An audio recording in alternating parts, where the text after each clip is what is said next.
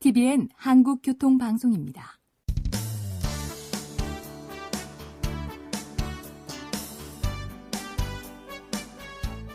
한문철 변호사의 교통사고 솔루션.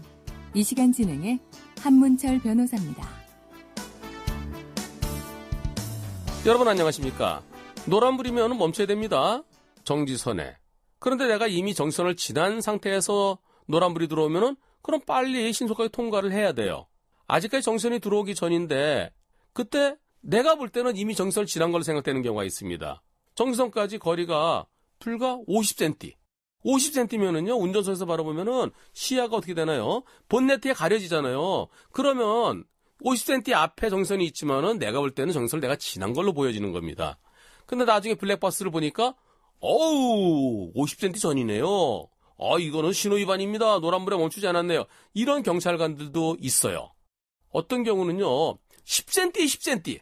그 블랙박스를 자세히 보니까요, 노란불이 들어올 때가 정지선까지 거리가 10cm입니다.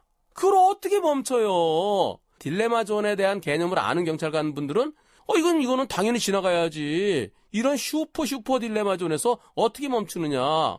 이거 신호위반 아니다라고 하는데 잘 모르시는 경찰관 분들은 법에 뭐라고 돼 있습니까? 정지선 지나기 전에 노란불이면 멈춰야죠. 정지선에.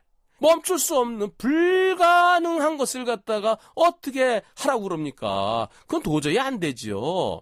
따라서 슈퍼 딜레마 존에서는 도저히 멈출 수 없고 그때는 지나가는 것이 옳겠죠. 그런 딜레마 존 말고요. 또 단속되지 않는 경우가 있습니다. 정지선을 지나쳤는데도 나는 원래 정지선에 멈춰 서 있었는데 뒤에서 삐어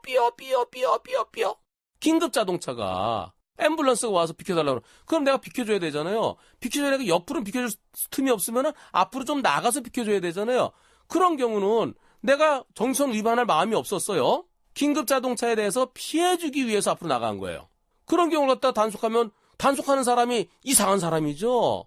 또 내가 제일 오른쪽 차로에 섰어요. 오른쪽 차로는 직진도 가능하고 우회전도 가능합니다. 근데 뒤에서 빵빵 거려요. 그럴 때 비켜줄 의무는 없죠.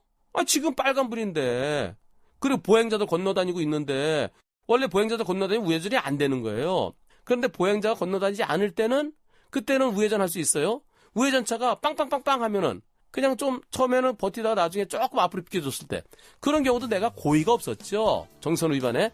그런 것이 증명되면 내 차 블랙박스에 증명되면 그때는 단속당하지 않는 것이 옳습니다. 오늘은 여기까지입니다. 고맙습니다.